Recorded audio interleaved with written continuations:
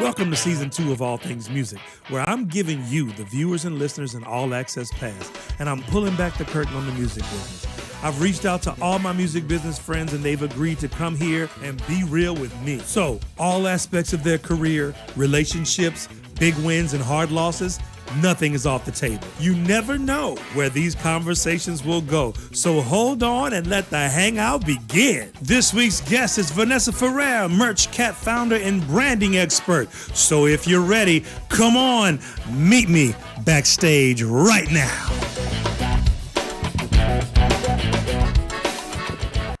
Oh yeah, maybe backstage. What's up? I got Vanessa Ferrer. Am I saying that correctly, Vanessa? You are. Vanessa Ferrer. She's the Merch Cat founder. She's a bad boop. Yeah. So, first of all, I just want to say thank you for coming on the show. You've been to a lot of backstage events, I'm sure, being the Merch Cat person. We'll explain to everybody what Merch Cat is in a minute. But the first thing we like to do with everybody, since I'm from Louisiana, Southwest Louisiana in particular, where the Creole vibe is everything. Some people it's Cajun, but for me and my folks it's Creole, right? And so there's a Creole expression, French expression, however you want to call it. Say allons manger, it's time to eat, because that's what we about to do. We about to eat. So if you'll say that after me, say allons manger. À la manger. See, she's a ringer because she took like a whole bunch of French in school. So like everybody else would be like, what you mean? I and she's like, I manger. Oh. So she got that part good. So look, so what I ask everybody is this in this Coronication, right? And you told me I need to copyright that, so I need to figure out how to copyright it. I'm sure somebody else has used it, but if not, hey, I need to get it. In this Coronication, before the Coronication, I'm sorry. What was your favorite food? Sushi. Seriously? Sushi? Yeah. Okay. Yeah. Now, then I always go, okay, that's great. Now, since the forced Coronication, have you been able to get your sushi like you wanted? And if not, even if, what is your go-to meal in the Coronication? Okay. So, no, I have not done the takeout thing. So Figured that. Not no if you're a real sushi person, you know. I'm missing my sushi. Right. I've been cooking a whole lot more. I always cook though. And I guess my go-to has been chicken cacciatore. That you buy or that you make? That I make. Yeah, because I saw you. I don't know. Y'all need to follow her on IG especially, because I saw your chicken cacciatore. I was kind of like, oh, she got a little skill there. Got a little skill. A little bit. You know what I'm saying? I had good teachers. Okay. And that's what. And me and you talked, and that's why I went with the whole Italian thing. Yeah. You know, I was like, so no Italian in the family? She's like, no, Puerto Rican and Irish. I'm like, oh. Well, my stepfather is Italian. So, I kind of grew up since I was 8 with that in my family too. So a lot of my cooking came from him. But I did make arroz con pollo the other day. So I'm working on perfecting that. So, getting with the Spanish heritage. You got to get with it, man. You know, these are the times. This is what we do. Okay, so you did that. So the cooking thing. So before Coronication, were you cooking regularly or no? Yeah, I mean, I I try to eat pretty healthy and clean. So I try not to eat out too much. I try and just know what's going into my body. So I was always cooking anyway. And now I just really have no choice. So Right. So just like sticking with that and, taking a little more time to discover new recipes. Whereas before, it was kind of, I was like just doing it when I could because of work and all of that stuff. There's a little more time now. Because work. I was doing that way because work. Work still gets in the way. I don't know who all of these people are that are saying they're bored, because I'm never bored. Are you bored? You know what? Days where you're bored? Hey, praise God. Thank you, Jesus. I am not bored. I'm not bored either. At all. And, and that's a thing. That's a thing. I mean, I'm not bored, but I'm not bored because I did it. Let's see. There we go. There we go. See it, say it, get Get to to work. work. That's my motivational speaking mantra that I use. So actually, I've been blessed as far as that's concerned because whenever everything hit and like all our gigs got canceled, I was talking to my manager, Ruben Williams. What's up, Ruben? I see you, man. If you have any questions, holla out. Um, I was just like, you know what, man, we got to figure out something. He says, dude, you talk pretty good. You might want to think about interviewing people. We'll come on there and, all the artists on the roster, whatever. And I was like, what you don't know is I was already thinking about that. And what you also don't know is I already got 20 episodes already done. So I was thinking about doing it again, season 2, and you just gave me confirmation. So what I did is I got into this whole thing, and we're going to ask you about that later. But as an artist, I think it's very important that we pivot and we get the ability to pivot, And so I made the pivot to this. So I learned all the streaming stuff so I can make it look pretty nice for y'all whenever y'all tune in. But so I've been busy, and then performance opportunities started coming. It's that old adage: activity breeds activity. So what about you? So the coronation starts, and then what happens to your life? Well, immediately my head went to what can we do to help artists right now, when this all started, and how do we kind of adapt what we have going on, because obviously, MerchCat in its native essence is a touring app, a merchandise management app for touring musicians. So before you go to the thing I know you're about to go through with the things that you helped me out with, don't do that yet. That's not this segment. What is MerchCat? Yeah, because you was about to go. What in do you section, mean? You was about to go into section 2. So I got it all. I got it all planned out, chick. I got it all planned out. I'm working on it, right? Okay. So well, you were asking me what I started to do with the coronation. I know, but that was my bad. That was totally because I heard you going into it and you set it up perfectly. So I wanted to stop before you got too deep. So before the coronation, you were doing what? Let's do that. Before coronation. So before coronation, I was very deep into developing a new dashboard, an analytics dashboard for MerchCat. Okay. So we were like way into that. I was talking to a couple of other companies about partnering with them, with MerchCat. I was actually going to do another blog for digital music news. Like, all of these things were set up. But the biggest thing for us was we were in the middle of, expanding our analytics dashboard to really be very user friendly and kind of like flash metrics that would be very easy for artists to understand. Like, your sales to date are this, your profit is this, your top sellers are this, you sold this much at this show, but like in a very like eye friendly format where an artist doesn't have to like dig in a little bit deeper to kind of like read the metrics. It's just kind of like a very user friendly, in your face metrics that are helpful for artists. Every possible thing you would probably want to know, off the top of like what's going on in your merch business. So obviously, that came to, development didn't come to a halt, but us rolling it out, which would have been beginning of April, mid-April, like that's on hold because I'm not putting something out, when artists are not touring, nobody's going to be paying attention. Which brings us to MerchCat, right? Right. So MerchCat, what is it? But better yet, what is it in a nutshell? And then we're going to show a video. And then after we show the video, I'll get into the why you started it. But what is MerchCat right quick before we show the video? MerchCat is a platform for music artists to sell and manage merchandise at live shows. So it's an app with a web dashboard as well. And it's a point of sale system that's powered by Square or PayPal, so to take credit cards. And it's inventory tracking and analytics in real time.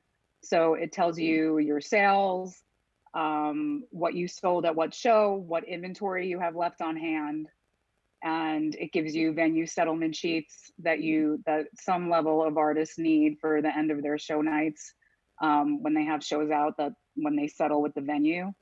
And it helps you stay organized and keep track of your inventory and your sales. So Quick. it's a point of sale system, inventory tracking, and analytics. Sweet. That was real good and real technical. And for people like myself who be like glassing over when you go in details, like I caught most of that. So they made a nice video. Check it out.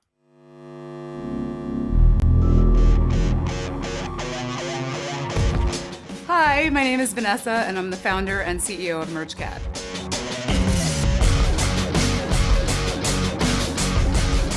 MerchCat is a platform for artists to sell and manage their merchandise at live shows. By using MerchCat, you get information that tells you what your sales are, and most importantly, what is being sold at what show.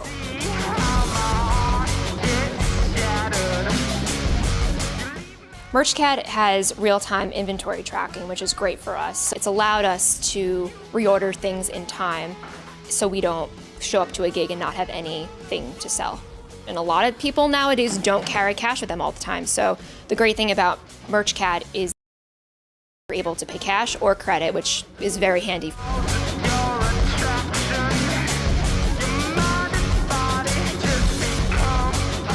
For a band who's not using MerchCat, I think they're probably not staying super organized. They're probably doing it on paper, and while that might be good in the moment because you're really busy at a show, they're leaving money on the table.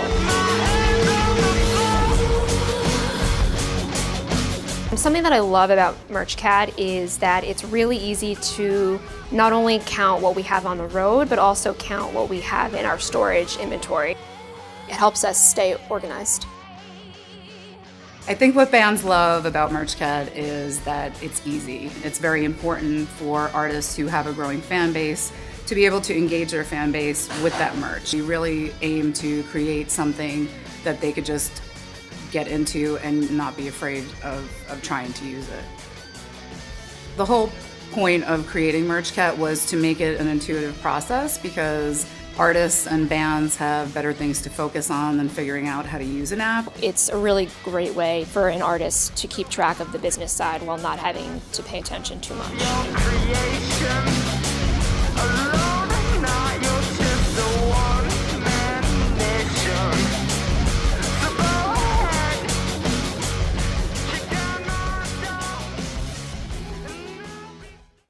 Oh yeah, that was a very, very, very, very, very simple and easily explained and easily memorable, even though I said that I probably can't remember the other half of it. But I do know this.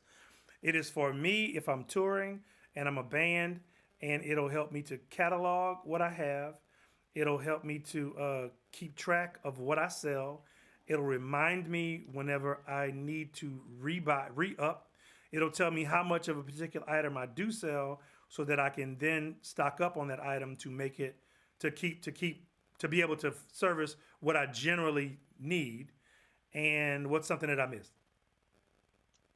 I don't know if you missed or not, but for me as a former manager, one of the most talk about that. Go ahead. Talk about that.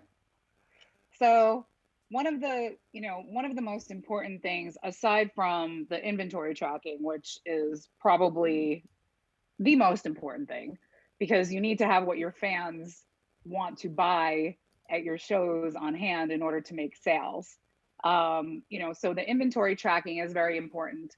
But the other thing that MerchCat gives you is telling you what you're selling at each show. Like, I feel like that's one of the most important things for an artist to know, or their team to know, because you need to be able to see fan behavior. You need to understand what people are buying and when, and like under what circumstances.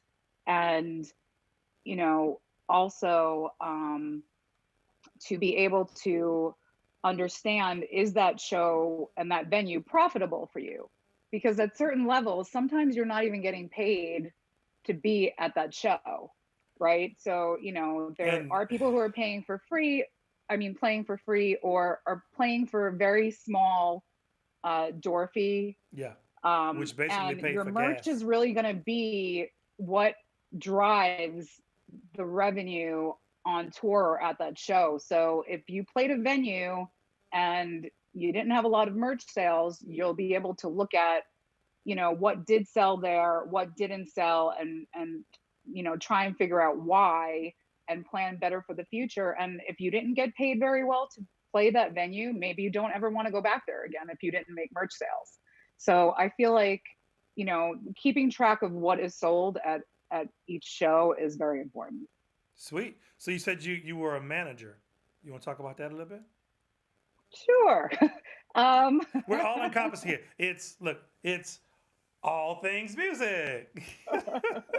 yeah. So, you know, my foray into management kind of came in a very and unexpected way. I was in accounting and finance for a number of years, the primary part of my career. And I was in grad school at NYU, and I had always loved music, always had a very strong attachment to it, always was very emotional and passionate about it. I just never knew really what to do with that because I didn't play an instrument. And I was skiing one day and in Vermont, and I met a guy in a band who was in another band that was releasing a record on a New York City based indie label. And so we kept in touch. And when that record was released, I was asking him all of these questions, like, how are they marketing it? How is the record label marketing it? Like, what radio stations is it going to be played on? How, you know, are you going to have merchandise? Like, let's see the merchandise. So I inherently had absorbed stuff, I guess, over the years, just kind of because I was passionate about music and I had, you know, business skills. So that's kind of when the light bulb went off for me. Like, okay, here's where you can be merging your passion for music and your accounting and finance and business skills. And because going through all of that, I always really felt like I was never doing what I was meant to do with my life. Like, you know, that there was more out there. And so accounting, you know, definitely I'm a CPA by trade. I have my CPA license. I went through the torture of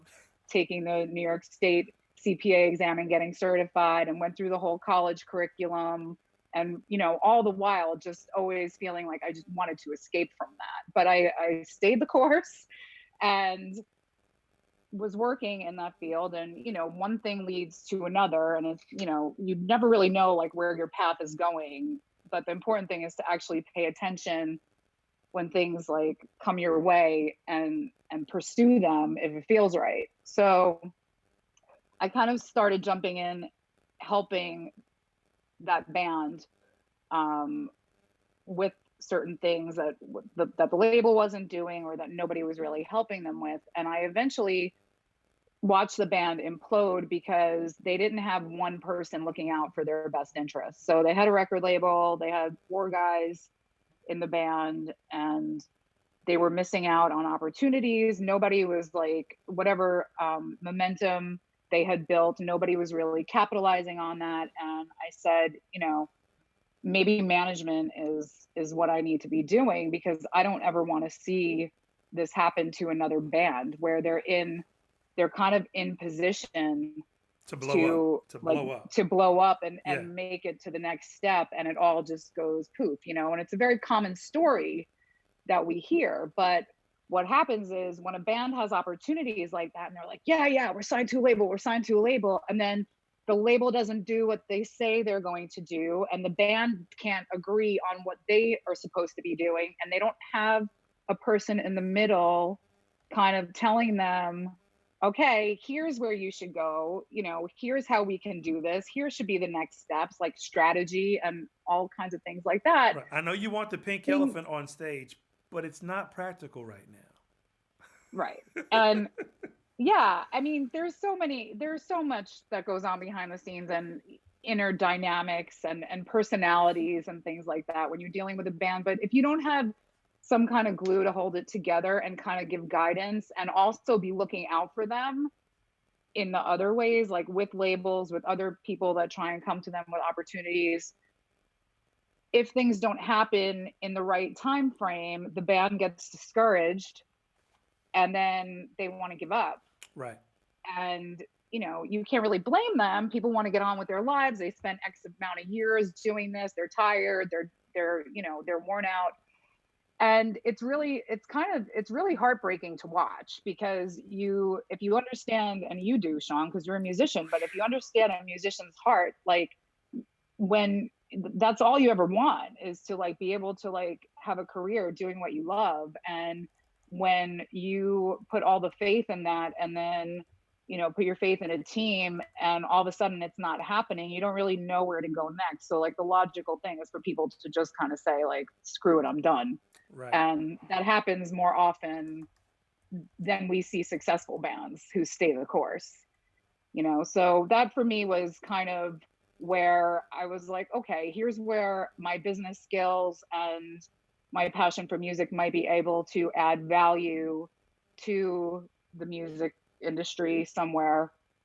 And so I started my own management company, in Focus Artist Management. And I spent some time working on building the infrastructure and started building relationships. And I started working with one artist in particular who took up most of my time. I still had a full-time job at the time. So, I was spending vacations and personal time and holidays and all that stuff just working on getting his thing going. So pause. So this is layered, okay? This is layered. Yeah. So you're working a corporate job. You're in corporate America. You get some revelation at the back of that desk, looking at all the numbers and the stacks and the sheets of paper that you got to correlate and figure out and find and follow the money. And you go, I got to be more than this. And then you see a band, and you meet a guy who's in another band, and he takes that band seriously, but not necessarily this one seriously. And then you go, well, let me hear the other band. You hear the other band, you go, oh my God, y'all are great. Y'all are onto something. They got something moving. You get with him. Then you say, okay, so I have an opportunity to help. So now you're working your 9 to 5, and then after your 9 to 5, you're working your 5 to 9. Right. Yeah, and spending vacation time and holidays, going to music conferences, meeting people. And not guaranteed money. No. Not guaranteed nothing. Not guaranteed nothing. If anything, I contributed money to that endeavor, and I earned my my education in firsthand. You paid what not your to do dues. As a manager. Yeah. You do not write checks for recording fees to your artists. But anyway, to the artist? To the artist? Yeah. You feel well, like I wrote I wrote the check to the recording studio. Can you share that part, or is that something that not? Because we don't know what the band is. It's just because it's all things music. People don't watch this thing. They want we talk about this backstage. Yeah. So if we was backstage, you tell me that story, because I'd be like, no, come on, they messed you over. So you said don't write checks for studio time for artists, and that I guess you didn't have a contract with them. Is that the thing? Well, No, I had a contract. Okay, I also had promissory notes to get paid back, but you can't get nothing from nothing. Nothing from nothing, leave nothing. Gotta have something if you want to be. Exactly. Okay, so that's a quick show. That's a quick story. It didn't come back. Yeah. It didn't come back. But so you're working that, you're doing it, you're pushing because you believe in this band, which also should tell you something, people out there. When somebody believes in you and they spend their time, this woman had a full-time corporate job. People don't really get the whole corporate thing. She had a full-time corporate job, and she was helping this band. Now, since we don't know who the band is, did they reciprocate in kind with reciprocal energy?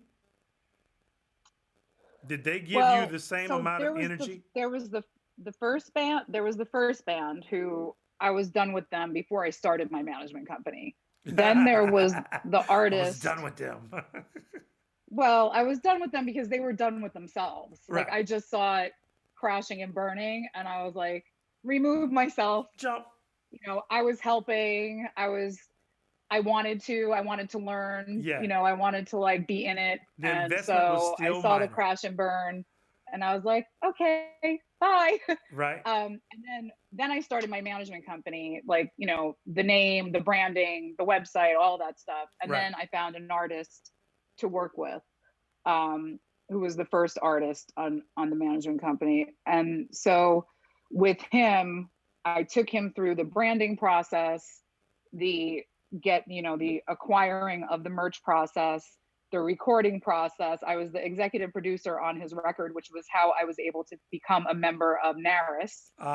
Which is why I saw you at the Grammys. Exactly. Not once, but twice. Yeah. So working with him, you know, that was a whole experience of in the trenches, like taking an artist from kind of zero or, you know, cover band guy in the neighborhood, right, to let's have a serious music career. Yeah. And so in that process was when we did the whole merch process, and I saw, okay, like, now we have merch. Now we need to understand what we're selling and what sizes we're selling and what we're running out of. So when I go to reorder, I could have some semblance of knowing what to order again and not just, you know, shooting in the dark. And so I went looking for a tool, and I had to use Excel and PayPal and spreadsheets and Word documents. So and there was nothing. And for me, there was nothing to use. No, not for somebody at his level, and a level in between DIY and emerging to, you know, like 3 levels up where you have a team who's managing all of that stuff. Who's managing the merch. You know, and not, yeah. So if you don't have a management merch team, Merch Cat is your merch team. Right. If you don't have a merch, I mean, listen, Merch Cat, and we can get into that later or now, but I originally thought I was making a product for the level of artist that my artist was at. But the truth be told, my artist was not really in a position to have a manager. He should not have had a manager when he did. Right. So I was there just doing the work, and I was learning, and I loved it. Yes. But really, he was not at a point in his career where he should have had a manager managing anything. And because there wasn't enough to manage. And I was creating a strategy and like a path for him. Yeah. But there was, you know, as far as like trying to live off of it or anything, like none of that was happening. It was just all giving out. And I was, you know, my payment was my knowledge that I learned. Right. Yeah. And acquired. And you're not the first person that said that. I had a manager on as my first guest, Tavia Osby. She manages Tank and the Bangers. And one of her things to artists, whenever I asked her to give advice, she said, well, the first thing is if you want a manager, you need to have something to manage. Right. If you know, so you need to bust it, create a product, create a vision that somebody can come along and help you with. But if there's nothing there, you don't need a manager yet. Right. And you don't change your mind in the middle of things and not communicate to your manager that you're having personal issues. So this is a great point. We're gonna take a short break, and when we come back, we'll find out how she found out that the person that she was all in managing was now not all in on his own career. We'll be right back. Come meet us backstage. We'll be right back. Ball's Fried Chicken, a Lake Charles tradition with 2 locations to better serve you. We thank all of you for continuing to support us during these trying times. Now more than ever, we know how far our perfectly seasoned fried chicken, fish, or seafood will go to satisfy your cravings or just give you a little comfort. We are serving all of our menu classics to go until we get the all clear. So call ahead or stop by our Enterprise Boulevard and Common Street locations and get the taste you crave. Ball's Fried Chicken, a Lake Charles tradition.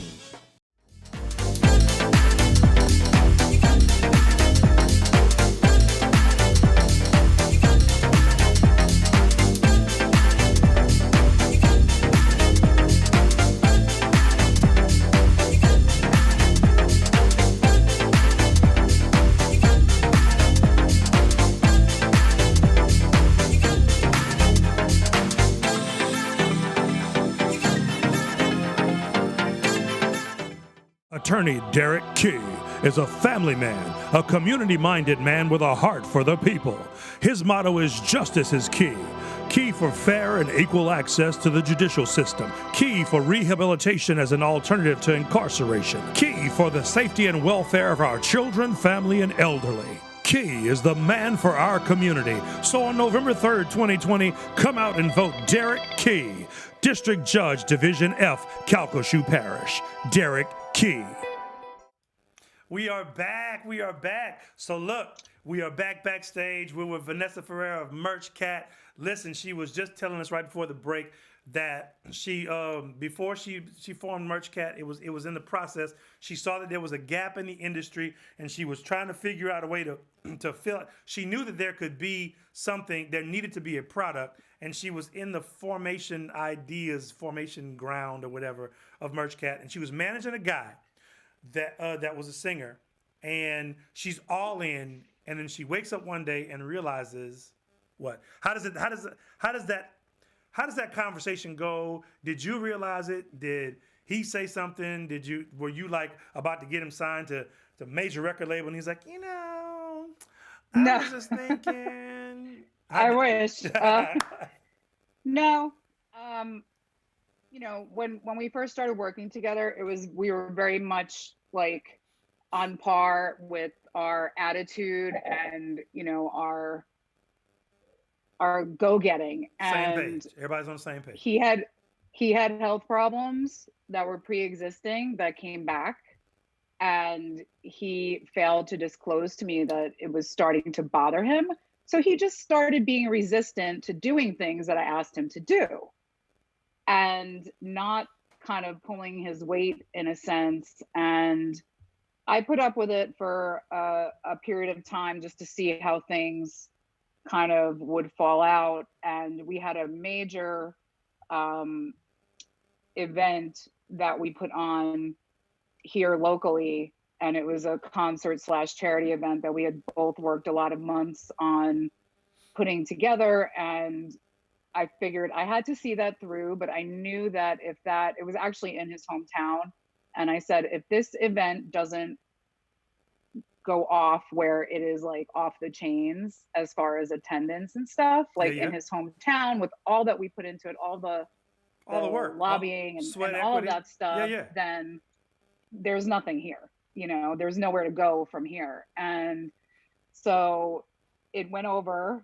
It did not go over the way that he had wanted it to, or that I wanted it to. And when we had our follow-up meeting, he said to me, what do you think went wrong? So we started to have a conversation about that. And he was like, well, all you did was set up a silent auction and buy merch. And I was like, goodbye. It was, after. All you did? All I did after like 3 years of like killing myself and like giving everything. And this fool said, all you did? Oh my God. That's another thing, people. The branding process, the recording process, all of that stuff. And many other things, just to try and like make something happen. And then like for him to say that, it was just like the biggest slap in the face. And I knew it was bullshit. Right. And, but I was already on my way to be done with him anyway, because he had not disclosed to me about his health. So he was just being resistant to me about doing stuff. He wasn't doing what he was supposed to be doing. He was like, just kind of, I worked really hard at the beginning to kind of build an image for him that was serious and to be taken seriously. And he worked very hard to break that down. For whatever reason, he was self-sabotaging. And I saw it. Yeah, I saw it, and I just let it kind of like crash and burn. And I saw my exit and I was just like, not another minute is going to be spent on this. However, I did come out of that, and I had worked with some other artists while I was working with him, as well, not in the same official capacity, but more kind of like on a consulting basis. And they also, you know, it's just so tough. You know, I don't want there's anyway. No, what? It's really hard because real. artists have their own mindset about things, and the business people have their own mindset about things. And as managers, you're always trying to like find the middle ground and get them to kind of see, like, keep your eye on the prize. Like, don't get like lost in the minutia of like, oh, well, this didn't do this, or this doesn't sound like this, or whatever. It's like you always have to be going for a goal. But as a manager, it's like I said to myself, I don't know if I have the heart for this, like to be like disappointed so many times with like what comes out of this after putting like every single ounce of energy I have into it. And I said, you know, there has to be another way. And I already had the idea for Merch Cat, and I'm like, well, you know what?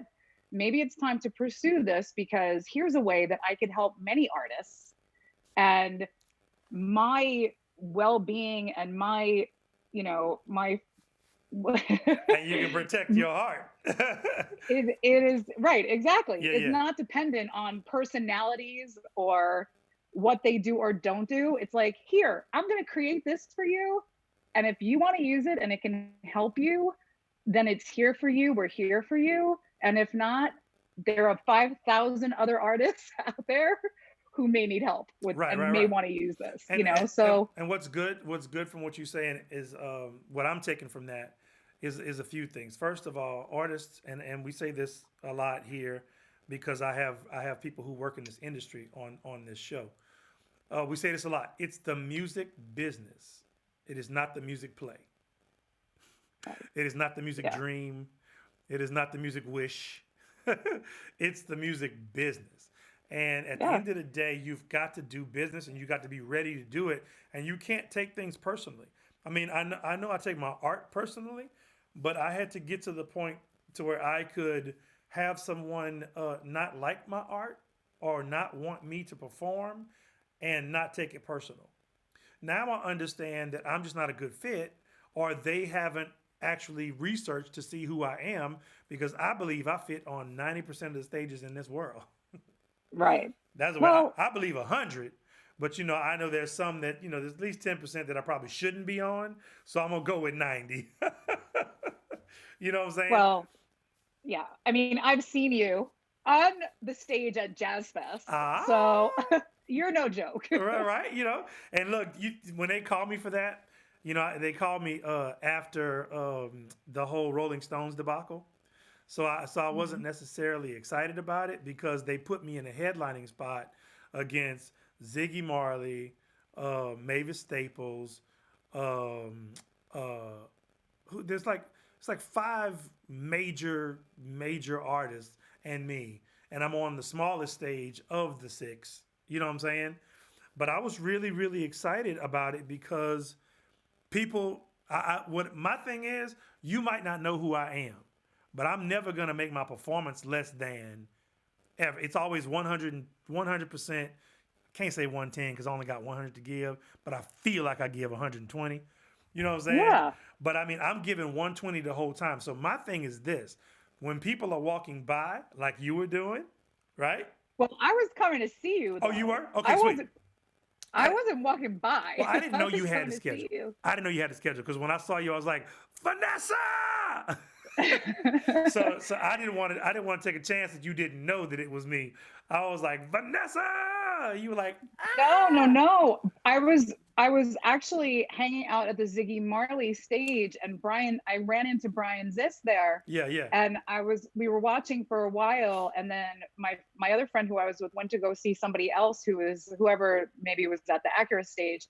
Yeah. And I was like, I have to go see Sean. I have to go see Sean. Yeah. And Brian was like, I'll come with you. Yeah. And that's when we walked in, and like you were like screaming to me from the stage. I mean, how many people can say that somebody from Jazz Fest called out their name and Merch Cat. Like that was cool. I only wish that I had somebody recording it. Right. Really I cool. think I may have it on. I think I may have it on video. What? Yeah, I think I may have it on video. You've been holding out on me Well, I for a didn't. year. I didn't know you needed it. You know what I'm saying? If I'd known you wanted it, I'd get it to you. I'll get it to you. Just send me a text to remind me, and I'll get it. But yeah. So my thing is when I'm playing, and if it's at a festival like Jazz Fest, I want to be interesting enough to when people are going from stage to stage, that they go. Yeah. And then once they see me, I got that hook in them. I'm gonna keep them there. You know what I'm saying? Yeah. My crowd went from about like 75 people to a couple of hundred, which didn't look like anything in that big old field. But you know, two to 300 people, you know, versus the 10 to 15, 20,000 at the other stages, I was winning. Yeah. I was winning. You were. People were going. I mean, of course, I'm sure they were like overjoyed when they heard you and like heard your music and, you know, hung out there, but you were in a space where people were going where there was space. Yes. So yeah, you definitely had that working for you. So, you know, so never not necessarily a bad thing. Never despise small beginnings, you know, or small stages. You got to maximize, because everybody who saw me there, a lot of people had seen me play with Trombone Shorty before that. And so they came, they found me on the thing and came and saw me. So, you know, it's really cool. So where are you from? Originally? Space. No. Right. I am from Staten Island, New York. Staten Island, New York. So I can say that you're probably the only person from Staten Island that I know. We don't advertise that, really. I don't advertise I'm from Staten Island. Okay, so where do you live now? I live in White Plains, White New York. Plains. You know what? The only thing I've ever heard of White Plains, New York, is on the commercials. There are a lot of nonprofits in White Plains. Oh yeah. Okay.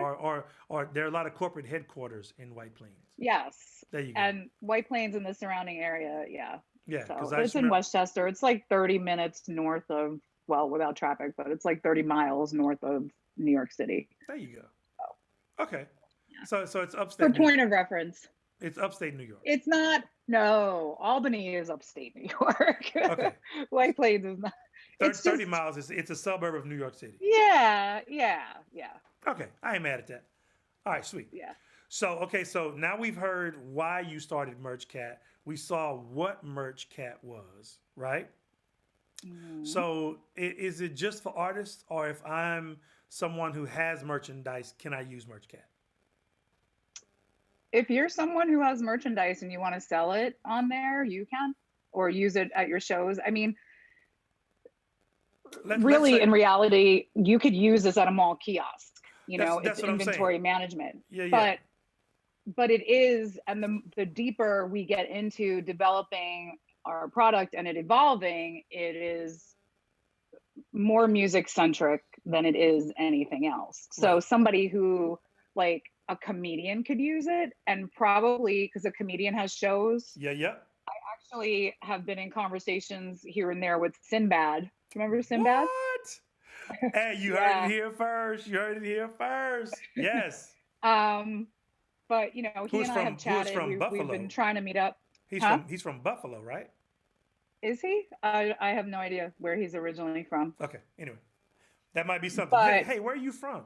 And you can be like, oh man, no. And then you can be like, ah. No, somehow he found out about Merch Cat, and he was coming to NAMM when I was there in January, and he started following us on Instagram. And he reached out to me and he's like, oh, I want to come see your presentation at NAMM, or I want to meet up with y'all at NAMM and hear about what you do. So we just started, you know, talking back and forth, but then obviously everybody's shows stopped with COVID. Shows. Well, live shows, in-person shows. Everybody's shows stopped. Yeah. So, you know, comedians, I mean, this is very far reaching. It's not like whoever thinks they're alone in this is very wrong. I mean, I have people who work, you know, friends who work in event planning and corporate events. And I mean, everything that involves in-person contact has like kind of come to all. But anyway, So what were we talking about? Oh, yeah. So comedians Sinbad. can use this. Sinbad. Anybody who sells merchandise. I've had people ask, like, schools who have events and they sell merchandise, sport teams at school Yeah. who sell their own merch, their own sporting merch. This could seemingly be used in sport, for sporting events, like, even pro sport events. But we created it for music. I created it for music, and I'm staying that course until I can't anymore. That's it. Hey, and the thing is if that's the vision that you got, then that's what you should, that's just what you should roll with, because Right. It's who not you to are. say that other people can't plug into it. It's just that you see this a lot with companies. They start as one thing, they evolve into another, and there's really nothing wrong with that. But I never want MerchCat to be that company that people would be like, oh, well, I don't even know what they do anymore. Yeah, And yeah. like, maybe it's unclear because we've built other services into it now besides just the technology part. It may be a little cloudy to some people sometimes, but one thing is for sure, you're always going to know that it's merch that we do. Like, I'm not getting involved in streaming. I'm not getting involved in sync licensing or publishing. Like, we are merch centric. We are merchandise. Yeah. So Vanessa, I understand that there is a New Orleans connection. Could you possibly talk about the New Orleans connection that you had? Because see, well, first, before you do that, do you remember when we met? Didn't we meet at CD Baby? Ah, very good. Yep, the very first CD Baby conference, we met. And then I go, hey, how you doing? I'm Sean. She said, I'm Vanessa. I said, my wife's name Vanessa. Okay, so I got to listen now. What's up? And Did you come to my workshop? No, I did not, because I was doing one. I think. Where did I meet you then? At your table. Okay. Because I'm that's another thing that people don't realize. When you're at a conference or something like that, you're not just there for the workshops themselves. You're there to network with everybody, because there's somebody there that you may not need that day, but you're going to need. And so when we met, I was like, there's a connection there. I don't know what it is. And you were like, this is MerchCat. I looked at it and I say, I'm not touring enough for it. I don't need it yet, but I know it's there when I'm ready. Okay, so there's a mistake. I'm calling you out. That was a lob. Knock it out the park. Go. So I think that's a really big misconception that artists have. Like, I don't sell that much merch. I understand that you want to pay for something that you're not going to be using. I get that. But if you are doing some shows and you do have, even if you only have 2 or 3 items, get started. It's $8. I'll give you a promo code for a month or two. Like, right now, I'm letting artists sign up and use it with a promo code for free, through this whole COVID thing. Oh. Because I'll get into that later. I want them to use our fan app. But get in and use it, because the day that you book a tour that's like, 2 weeks, 3 weeks, whatever. Long. Yeah. That is not the time to start learning a new product. And, when you have 20 merch items to sell. And I'm the guy who's over everything. You start now, so you understand. I mean, when I was looking for a tool, my artist had, shows here and there. He wasn't doing anything like over the top. And we had like 2 or 3 t-shirts, but I still needed to know, what am I reordering? Because you don't want to spend money on things to reorder if they're not selling. And so in order to start getting informed, you need to start somewhere. And the time to start is not when you're ready to go on a major tour. And I feel like that's a kind of a mistake that a lot of artists make. It's like, get acclimated to being in the right habits now. Yes. I just thought of an analogy that, like, it's not really, but I'm like, you don't start to really brush your teeth when your teeth start to rot, right? Oh. You start brushing your teeth to take care of your teeth while you have them. When they first pop out, we teach you. There's a reason we start teaching you how to brush your teeth when you get 1 tooth, when you get 2 teeth. Right. So that when you get all 32, you know how to brush them.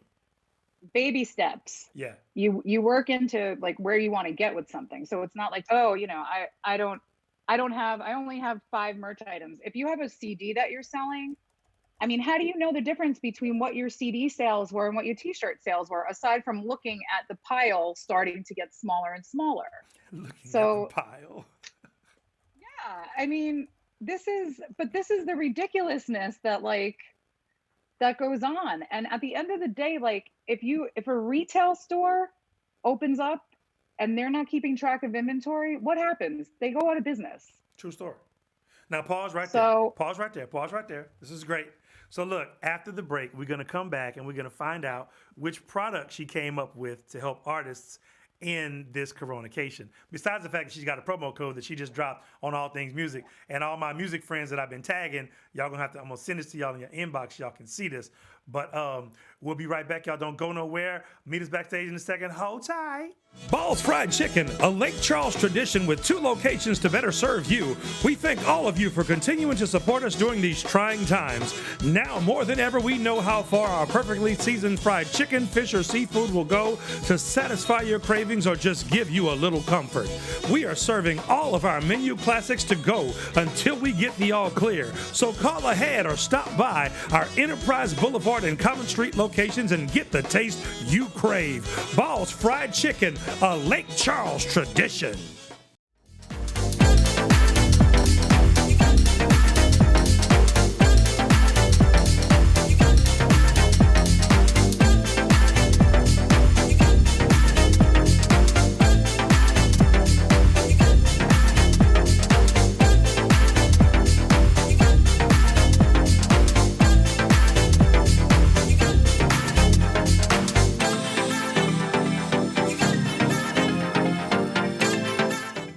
Attorney Derek Key is a family man, a community-minded man with a heart for the people. His motto is justice is key. Key for fair and equal access to the judicial system. Key for rehabilitation as an alternative to incarceration. Key for the safety and welfare of our children, family, and elderly. Key is the man for our community. So on November 3rd, 2020, come out and vote Derek Key, District Judge, Division F, Calcasieu Parish. Derek Key. Oh, yes. We are back. Welcome backstage. We are with Vanessa Ferrer, the founder, CEO, and just all-around bad boop of Merch Cat. Of Merch Cat. Look, she was just about to tell us about what the product she came up with, or the idea she came up with for the Coronication. Because, if you missed it, she formed Merch Cat, which is a merchandising inventory. It started out as a merchandising inventory solution for touring artists, and it's morphed a little bit, and she's going to get into that right now. So the Coronication hit, and you had an idea to give us a promo thing to get us started, so that we can start brushing our teeth with 2 teeth. Go. Yeah.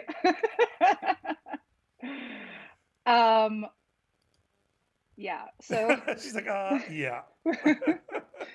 So I'm talking about the promo code, or I'm talking about promo code and what you came up with the, Okay. So yeah. So once coronavirus started keeping us all down, my first instinct was just immediately, all right, how do I find ways to help artists and kind of stay on radar and not just, I'm going to sleep for the next 2 months or 4 months till touring and, shows can happen again, or another year. Like, that was absolutely not an option for us. So the first thing was, we have a fan app. We have a direct to fan app. So wait, a direct to fan. What is that? Because these people, they're here to get the back juice, what's going on, info, they don't know. So direct to fan. So we have Merch Cat, which is what an artist will use at their merch table, right? Yeah. We created Merch Cat Fan, which is for fans to go in and buy merchandise. So that same merchandise that the artist is selling at the merch table is now on, if they hook it up within our system, it's on the fan app. So it can act. That was worth it right there. So all this time, for me, boom. So not only do you have a thing that can help artists doing the shows, but all my artist friends out there, if you get her app, now you can have all of your stuff that you do at your show on an app for your fans. True? Right. Go. Yes. All right. And MerchCat will keep track of the inventory the same way. So whether a fan buys it in their own app or they buy it at your show, it's pulling from the same inventory system. Gotcha. Yeah. And all the sales are being recorded in one place. So you still know what's going on everywhere. Yeah. So with that fan app, you need to have a MerchCat subscription. So what we did was we said, through however long this lasts, we're going to waive the subscription fees for MerchCat for artists who want to sell on the fan app, or to enable artists to sell on the fan app. So they won't have to pay the MerchCat subscription. So that's what that promo code is for. Of course, I have no way, I'm not going to, if Sean, you sign up using the promo code and I never see your stuff appear on the fan app, I'm not going to be like, you can't have the promo code anymore. You have to start paying. Right. It's there for however anybody wants to use it, but we're basically giving artists a way to use our product for free for the foreseeable future, for the next couple of months. And so that is awesome. So yeah. So then you and I had already talked about you. We had booked you to be on this month. Thank you for saying yes for being on the show, by the way.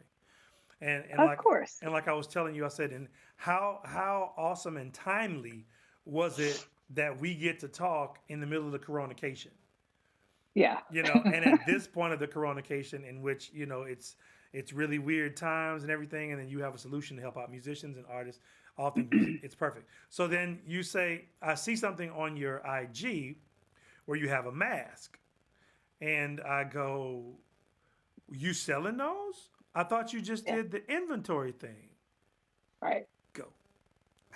So, as far as merchandise goes, I spoken at a lot of conferences, and at every single conference I spoke at, I constantly got asked, do you also make the merchandise? So I got tired of hearing that question and sending artists to people who I did not fully support, who I knew weren't necessarily artist friendly in pricing and quantity minimums. So, that's been another side of MerchCat that I've been working on kind of quietly. But it's up on our website now. But basically, we offer merchandise services. So, and our goal is to help artists be able to get products at low price points and low minimums, so that they can make as much profit as possible on it. So with that, I've established relationships with screen printers and embroidery resources who will work within my same mindset and work with me on what I want to bring to artists. So when Corona hit, I saw that one of the manufacturers that I use a lot for t-shirts, Bella and Canvas, were making masks. Yeah. And I said, okay, here's an idea. Like, let me kind of float it out there and see how it goes. I'll get some masks. I'll put MerchCat's logo on some of them, and then I'll see how that goes. And it's picking up. People in the last week, I think I've gotten 3 more orders, and it's still small scale, but it's happening. Yeah. And this can foreseeably be a way of life for a while. We just don't know right now when this is going away. So if we have to wear face coverings, then for the artist, I was like, here's something that your fans actually need. And I had, one artist that I work with sometimes is like, oh, I feel like, I don't want to seem like we're trying to capitalize on this. And I'm like, you are making and masks are more plentiful now. Yeah. But for a period of time there, you couldn't get a mask if you wanted to. That's right.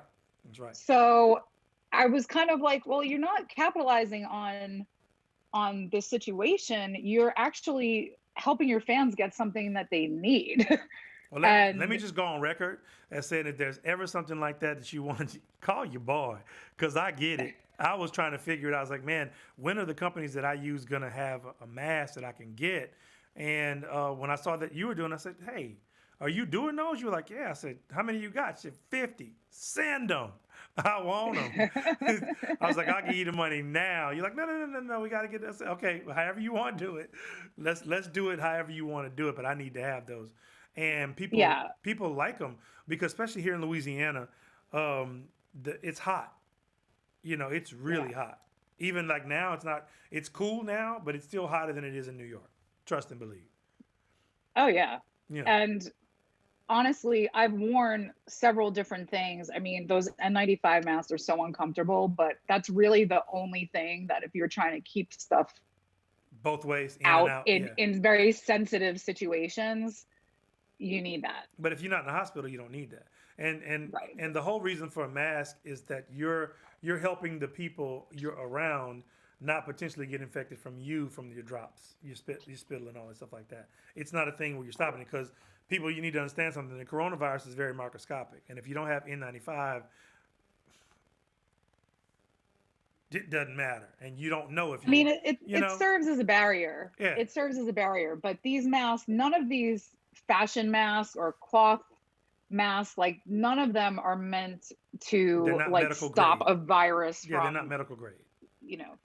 And so a lot of the other things that I've tried to put on my face, either they don't stay on my face, they slide, and I'm sitting there touching my face trying to. Yeah, oh my God! Talk about that. You know what I'm saying? It's got to touch your face. Ugh.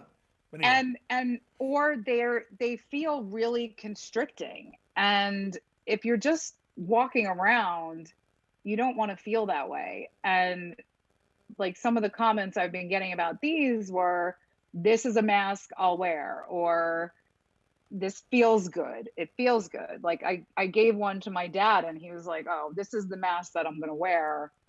Not because it says Merch Cat on it. Look, but this is Daddy, are you sure? Is he just not messing with you? Yeah, he's like, this is the mask I'm going to wear from now on, unless I have to wear something more heavy duty. Yeah.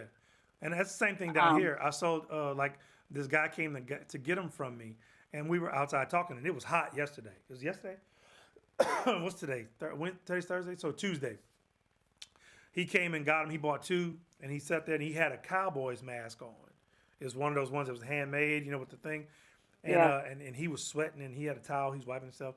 And he took the Cowboys mask off, and he put that one on. He's like, oh, man. Oh, he said, this is it. He said, oh, man, this is comfortable. And then he went out and told some people, and, he referred some people to me, and so I got some sales off of that. But it's a comfortable mask that works. It doesn't irritate your ears, and it's made for small and big heads. So they got two ear holes, one for a shorter face and one for a bigger face. So it's pretty comfortable. When I first got it, I was like, but then I wore it, and it was cool. It ended up being really cool. So you did that. I thank you for it. So artists, also, when you watch this, know that you can get your merch printed and done through her, as well as the system. And I can say that her prices are definitely competitive, because she is for the working artist. If it was a politician thing, I'd be like, she's for the working man, yeah. She's for the working man. She's not for the big brother. She's for the work, But yeah, she's for the working artist. And we thank you for doing what you do, because we need people like you in this industry that's not just trying to capitalize on us, as working artists who need things. Yeah. And that's it makes me crazy, honestly, when I see that. I mean, listen, everybody needs to live in this world, right? But there's a way for balance where it's not, and I've had so many people approach me since I started MerchCat who wanted to do the merchandising part. Yeah. And work with us. And I was like, no, because you think that artists are Pepsi or Coca-Cola. Like, they don't have that kind of budget. They can't order 720 t-shirts that you're charging them $10 for one location print, like one it color, just, they one don't location. have that. Yeah. So the other part of what I've been doing is I put together a workshop, and I did it at Americana Fest back in September. Nashville. And I saw you there I've too. done it. Yeah, I did it. I did bring it to CD Baby several years ago. Yeah. It was a different experience doing it at Americana Fest for some reason. I'm not sure why, but it was like people were hitting me up after it asking I have a new merch strategy spreadsheet where you can put in, if I buy this item, this many at this cost, and sell it for this price, like this is what I'll make. And it gives you something to reach for. And so it's very, quite simply, it's a strategy, right? Yeah. But back to my point about the retail store, it's like, you need to understand, this is a business. Merch is a business. You can't, and it's not approached that way more oftentimes than not. And if you want to be successful at it and really grab the revenue from it that you can, you need to kind of be a little methodical about it and have a point to it. You can't just be like, all right, I'm going on tour, let me get some t-shirts, let me slap this logo on it and try and sell them. And like, man, we didn't sell any merch. We're not making any merch money. Well, why? I mean, maybe you didn't put the effort in to really understanding what you were doing. Right. And looking at it. So the workshop kind of takes merch from start to finish, like with branding, product selection, even display at shows, engaging your fans with it, price points, things to look for when you're looking for a merch provider. So pretty much from start to finish, all the pieces that go into the big picture. Yeah. And I feel like I'm very passionate about getting that knowledge to artists. So I'm in the process right now of figuring out the best way to do that. Whether it be a webinar or YouTube videos or speaking of which, you have a blog that you wrote down. I do have a blog. And that blog can be found where? merchcat.com/blog. I'm putting it in the comments. .com/blog? /blog. Yeah. I put it in. Did I put it in? Did it go through? I'm gonna try it again. Okay, go ahead. So you did a blog, and what is that blog about? Well, on the blog, there's several blog posts. So one is on branding, one is on engaging your fans with your merchandise. I actually broke the workshop down into a two-part blog that was originally posted on TuneCore, and that is also up on our website. But the most recent blog that I wrote is Making Merch Work Quarantine Edition. So it's really about what artists can be doing now to make their merchandise work for them. Give me one example. Just one step. One step. We don't want to give the blog away. You still need to go watch the blog. Give me one. All right. I'm going to give one that you could relate to. Uh-oh. Posting pictures of yourself with your merch. It almost 100% will help you make a sale. You may not, some artists feel weird about it, the self-promotion thing and everything, but I will tell you, even for MerchCat's own merchandise, yeah, I sell no merchandise unless I'm posting a picture of me in it. And it doesn't even have to be like intentional. Right. I mean, I've made some very intentional posts where I'm like, hey, I just got these new shirts. You can have one too. You can have one too. But also, just posted a picture of me, like I went shopping during this whole COVID mess, which I absolutely hate doing, but I cover myself, I wear a hat, and I posted a picture that I was like back from the war of Shopping. of grocery shopping, and I had the Merch Cat hat on, and people were like, I want one of those. Where do I get one of those? Where, so it's like the power of suggestion. But if you're wearing it and people kind of have some feel a certain way about you, like, your opinion matters to them and they think you're cool, and especially if you're an artist who have fans, Right. they see you and they're gonna be like, yeah, he's wearing it, I want that. And so the power of suggestion, I think, is awesome. Also, seeing the merchandise in action. So I think if you post something with yourself wearing it, it's great. Also, if you can get other fans to send pictures of themselves to you, Totally, so you can repost, that will definitely help fuel sales. Yep, because FOMO is real. Right. And, how many masks did you sell after you posted your picture of yourself with yours on? I sold a good 10 masks in a day when I posted my picture. Yeah. And that was like when you first got them, right? When I first got them. It's like, and boom. I've been posting pictures of my friends who have the Merch Cat ones. I've been posting myself, and, also is my little undertone there of people, please cover your face, because it's not just about you, know? Yeah. But aside from that, the power of suggestion, and like, it's an obvious one, but it's something that is easy to do.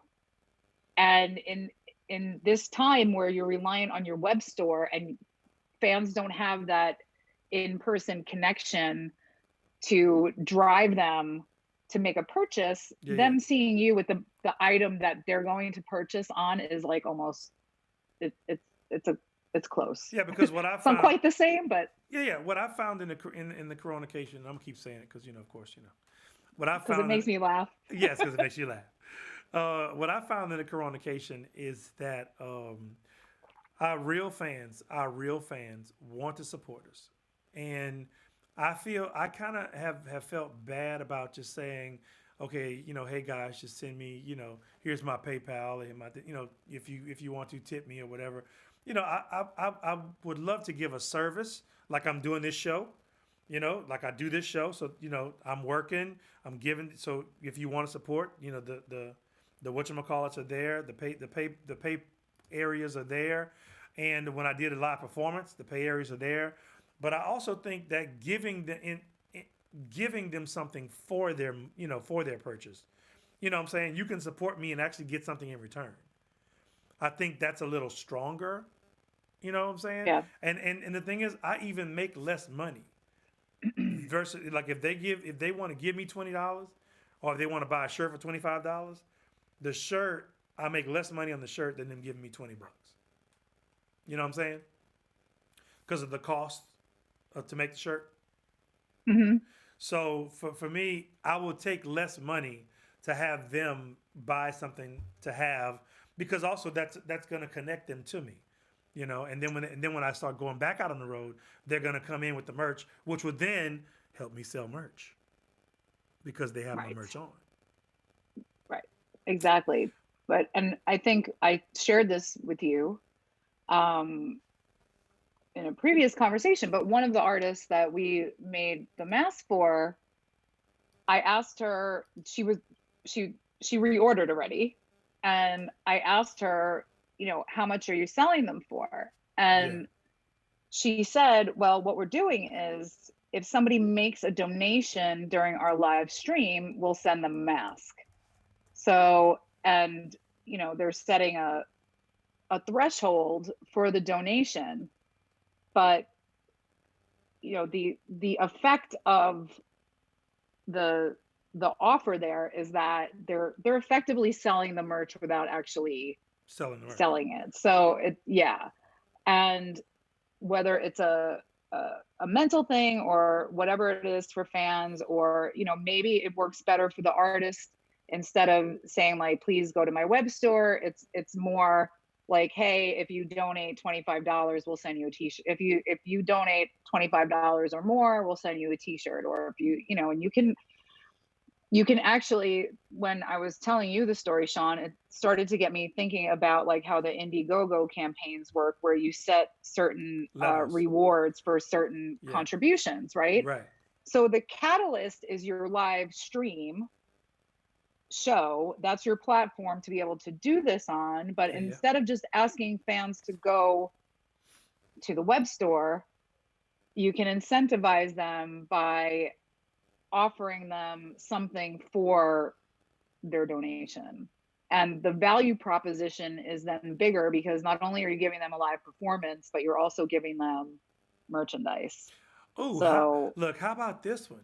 Whenever we look on a Thursday, look, next Thursday and every Thursday after that, if you send the Cash App or whatever, and you send $50 and comment in there, we'll bring you on with the artist or the guest, so you can ask questions and have a conversation with him for like 5 minutes.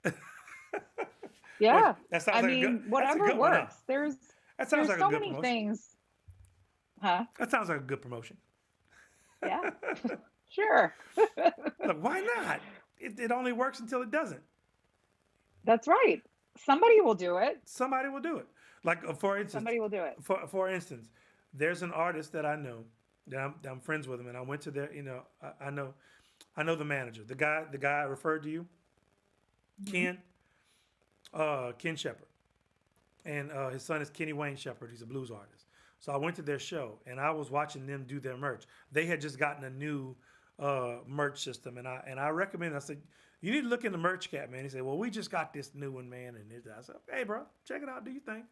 You know, but now that he's working with you, you got a chance to pitch him.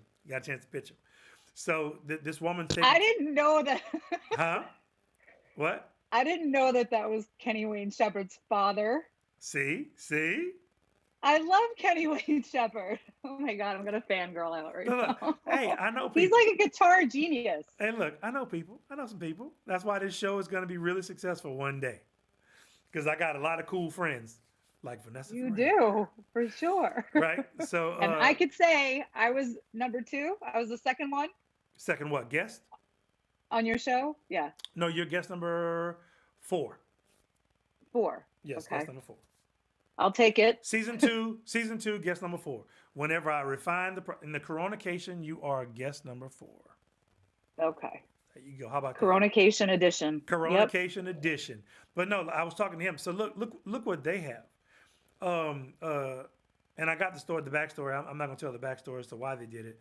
But they have a guitar sitting on top of the merch table. And there's a sign on it that says, get this guitar personally signed and a VIP backstage meet and greet. $750. And somebody's going to do it. Yeah. And they regularly sell at least one. At least one. Yeah. And the reason they thought about it, because they were like, wait a minute, people were coming and just rolling up there and having him sign the pick guard, and then going and putting it on the guitar and selling it for $800 on the internet. He's like, that's not right. No. So I'm gonna put it at my show. So that way, and I'm gonna make it cheaper, and they'll get it directly from me, and it's more of a story. You know what I'm saying? Yeah, and so I'm gonna mention this company, and we're gonna graze over it very quickly. But like Pledge Music, before they destroyed what they did, okay, had a very good, in essence, it was a very good concept. Yeah. And that was provide things to fans that they can't otherwise get, and let them help support you in your music recording. That was the original, and then it became let them support you in whatever project you need them to support you in, a video, creating a video. But in essence, let's provide exclusive, limited edition, can't get them anywhere else, one of a kind type things and experiences for fans. And people want that. They do. They will always buy into that. And that was one of my other things that artists can do now, is that on your web store or on MerchCat Fan, if you would like to sell there, on MerchCat Fan, handwritten novelty items, introduce some new items that don't necessarily cost you a lot of money. Handwritten lyrics. Handwritten lyrics. Yeah. Whether it be a song that you choose, or you ask the fan, put it out on your socials. What songs do you want? Or you give the fan a choice.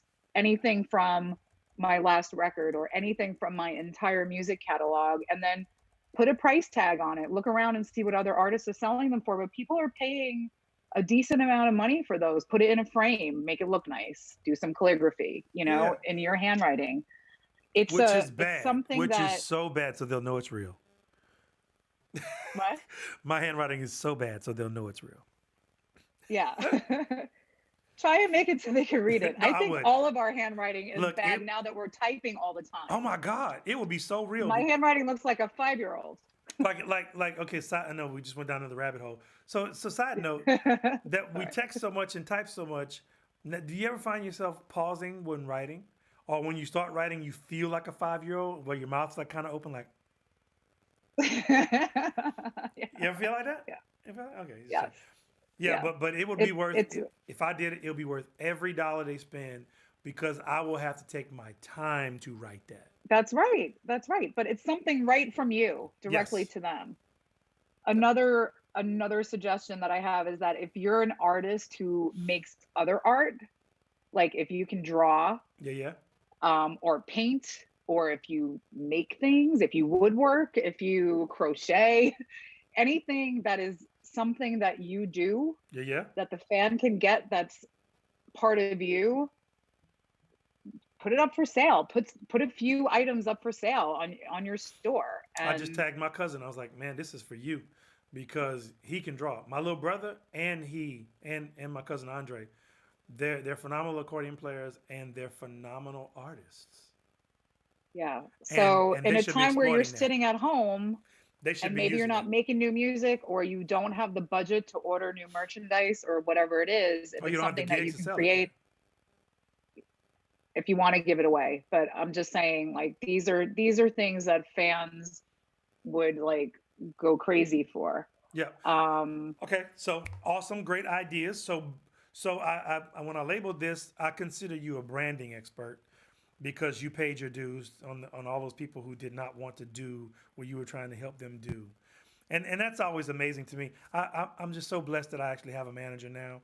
But it's like, I was like, I'm up here grinding, and I can't get somebody just to help me do like 5 minutes worth of stuff. And they got folk who don't want nothing, that got people that are following them around being like, look, I believe in you. I'll put my money, my blood, my sweat and tears in you. Oh, I want to help you. And I'm like, where is that person for me? You know what I'm saying?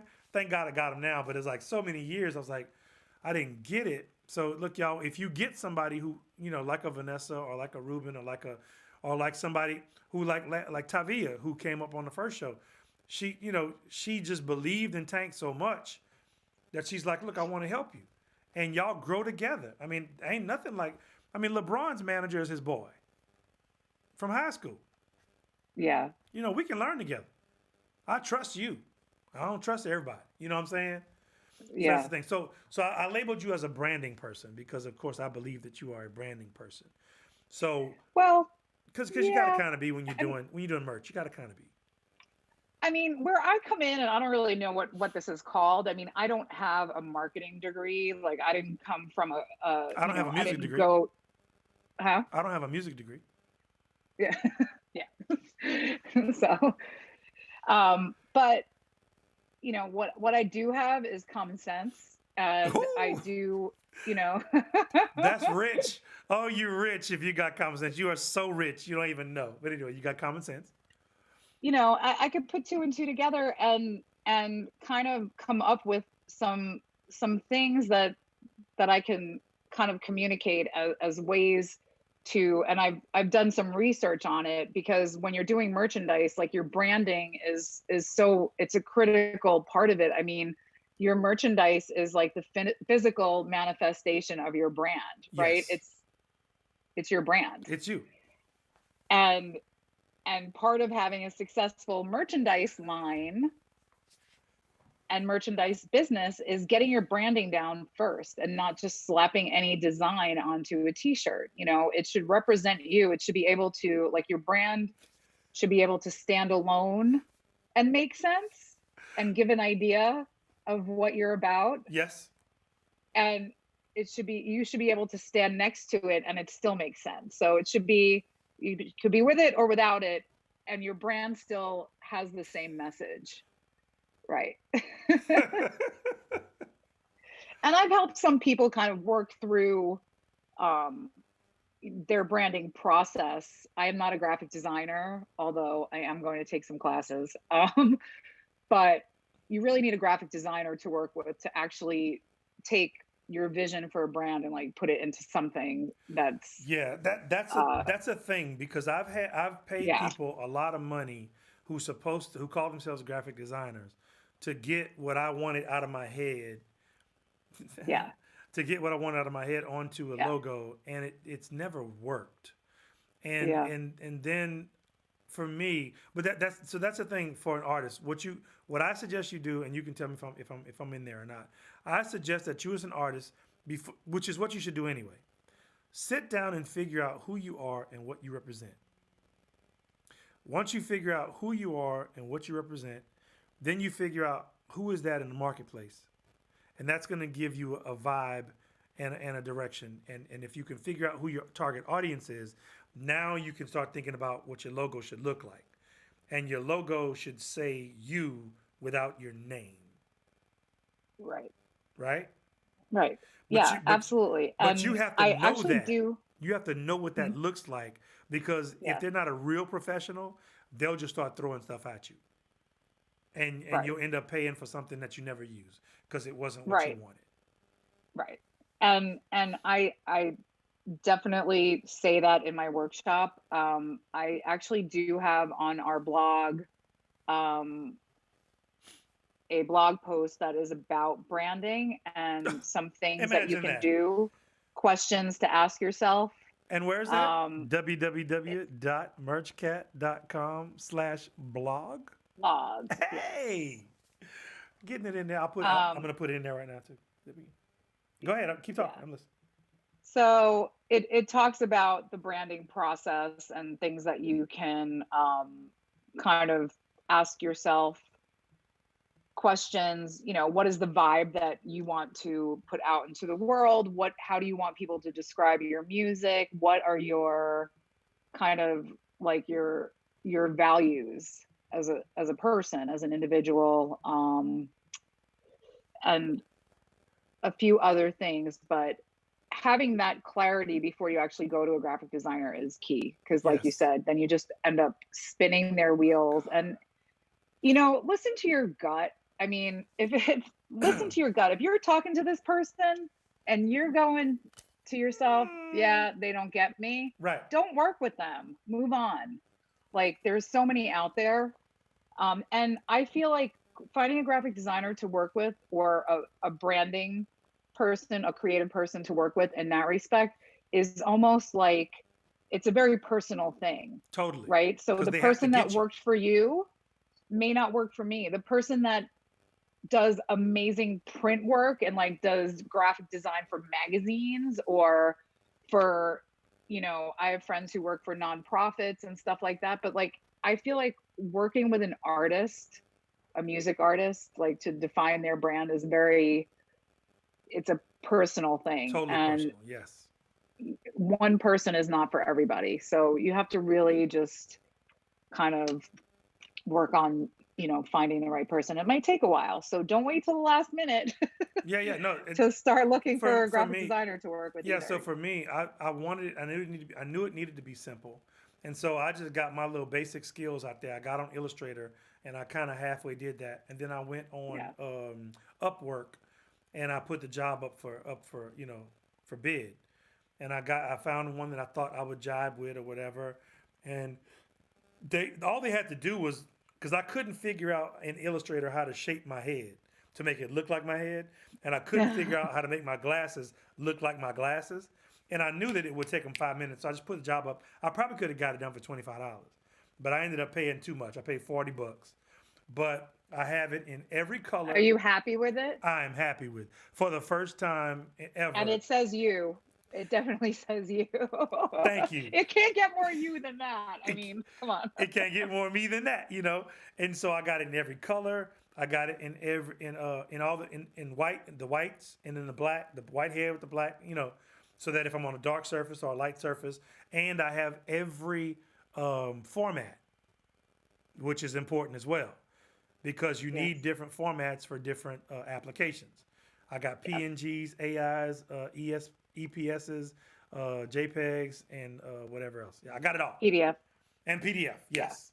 Yeah. And PNG for web stuff. Transparencies. Yes. Hey, I'm learning. But no, but this, people, it goes back to what people said, well, what you said earlier. I've got so many people that ordered the masks. And I have like medical friends. I said, look, this isn't like she was like, this is because it's you I want to support. And also, I love your logo. Oh. I'm like, okay. And look, Vanessa, I've been having this in my head for at least, like whenever I was paying artists, I'm paying quote unquote graphic artists to get this to me. I had I kind of knew, but I didn't know. And then when I finally got this, then I couldn't find a graphic artist to get it to me. They were giving me too much. I was like, it's real simple. Just real simple. I'm going to send you a picture. Just outline my head, a bold line in my glasses. That's it. And they were sending me pictures that had nose and my eyebrows. I said, don't worry about it. But I got it so now. if you, the people out there who are looking for a brand, if you have a vision and you could actually, I mean, you don't have to go into Illustrator and do it, even if you could just doodle it on a piece of paper, or you have something like the artist that I formerly worked with, like he had a family heirloom. What? The artist the symbol, the artist you formerly worked with. Yeah. The artist formerly known as Vanessa Ferrer of In Focus Management artist. Got you, right. Question mark. Question mark. Because he didn't know. He had a family heirloom. He had like a family heirloom with the initials on it. Yeah. And that's kind of what he used as the basis for the beginning of his logo. And, after several iterations of not getting what we wanted, letting the graphic designer run with however he wanted to, he's like, I like this. And so he gave him the picture of that. And then the guy worked from there. And then we went through many, edits of moving stuff around. Oh, can you do it like this? Can you, even the Merch Cat logo, which I love, like the icon and everything. Yeah. And, the font is just a regular, it's nothing fancy about the font. But when I started to make my own merchandise, I was finding that the way that they had the logo originally wasn't working necessarily for shirts. So the logo where it's the icon with the Merch Cat inside, that's just the icon with the name inside, that was my idea. Right. So, you're always going to have to kind of tweak things, I think, to get it. Always. And you may not know right off the bat, like, okay, like, I want this, like this, in order for this to work on a t-shirt, I need this inside of this, and like for when we were working with the masks, your name was so long on the mask that it was taking away from it. And I've done this with a couple of other people's logos. I stacked the name so that it looked proper, and in the corner of the mask. And it was perfect. It was perfect. So there, you definitely will need different versions of your logo, like for different things. 100%. And I got them separate. I got the name and the logo separate, so I can send what I need to send wherever. Sean and Right. Arwen are one file though, but if anybody who's in it, they can cut it and do like you just did. So that's easy. Yeah. Okay. But So you're definitely got to start somewhere. you got to start somewhere and take it from Uncle Sean. You might want to know what you want before you go and pay somebody, because if you don't, they're gonna just bring ideas from the woodwork. It always works best if you start with an idea. So branding wise, logo wise, and getting yourself, the first step is figuring out, and you can go to merchcat.com/blog and look for the one that says branding. And there's a template where it's questions that you can ask. I'm going to go and check it out and just do it for myself. I got time. I might as well do it. I don't really have time, but I'm going to make time, because you should always be working on your craft. And there's probably a question in there that I need to ask myself to get to my next level. And I'm going to go and check it out and see what's up with it. So, appreciate you for starting to do the merch, and then you got the mask and you were on it. And like, again, next time you have a earth shattering money making opportunity like that, you call me first. Hey. So put it on. Show the people. Show them the construction of it first. Show them the construction of it first. Yeah, see those two. So there's two ears. There's two holes for your ears, right? It's a really simple thing. It's t-shirt material, and it's really thin and lightweight, and it goes over. So And comfortable. And super comfortable. Yeah, don't put it on because it'll mess with your earbuds. And the logo. Boom. Look at that. She looks like the guy from Street Fighter. Come here. Boom. You too can look like a ninja. You too can look like a ninja. Okay, so before we go, got one thing we do. It's called screenshot selfie. So let me stretch this out so I can make the selfie look good. I didn't do that last time. All right, let me fix my hair. Fix your hair. Okay, you ready? Ready? And 3. Oh, I'm sorry. Pew, pew, pew, pew, pew, pew, pew. Screenshot selfie. Okay, ready? And 3, 2, 1. Got it. I'm collecting these. I'm gonna use these as like thumbnails for this stuff.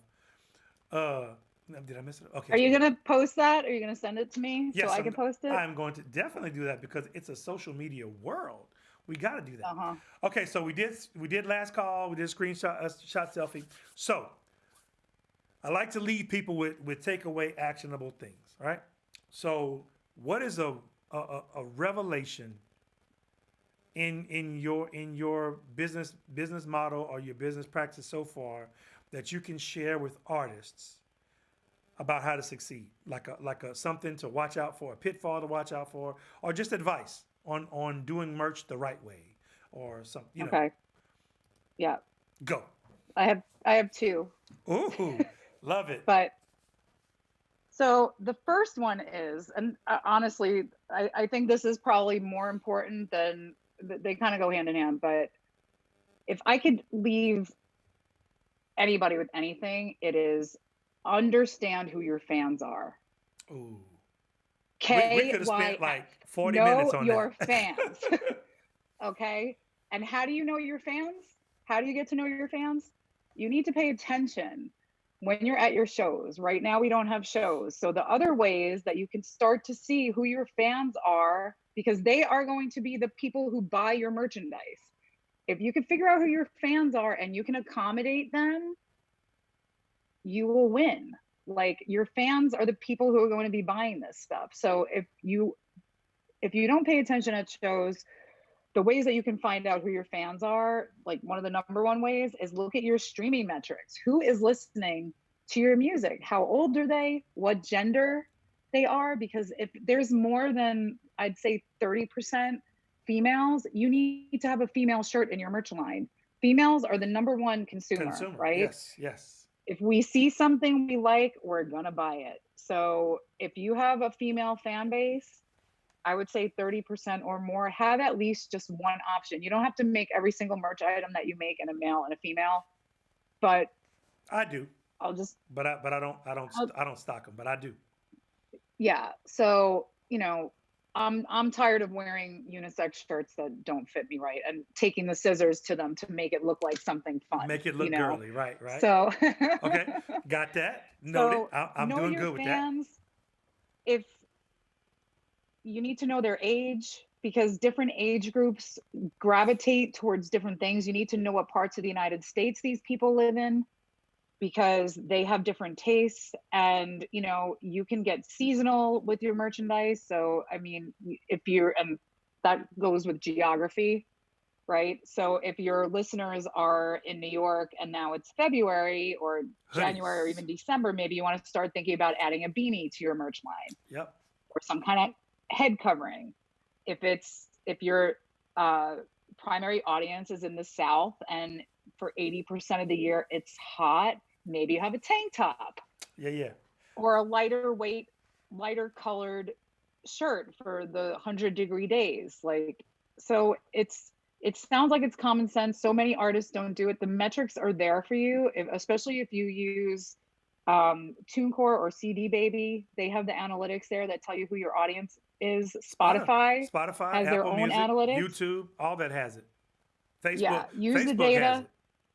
And then, well, the only thing that I'll say about social media versus streaming, like I feel like on streaming, a lot of people, they might find you on a playlist, but they're listening to your music on Facebook. Like I might like your page because my friend asked me to like your page, and I might be a very passive fan, or I might be somebody's, mom or grandmother or whatever, who's never really gonna like dive into the merch thing. So it could skew the metrics a little bit, but I would definitely, I'm not saying don't look at them. I would definitely look at them, but I would like, if it corroborates with what Spotify says, you know what's cool? You run with it. It does.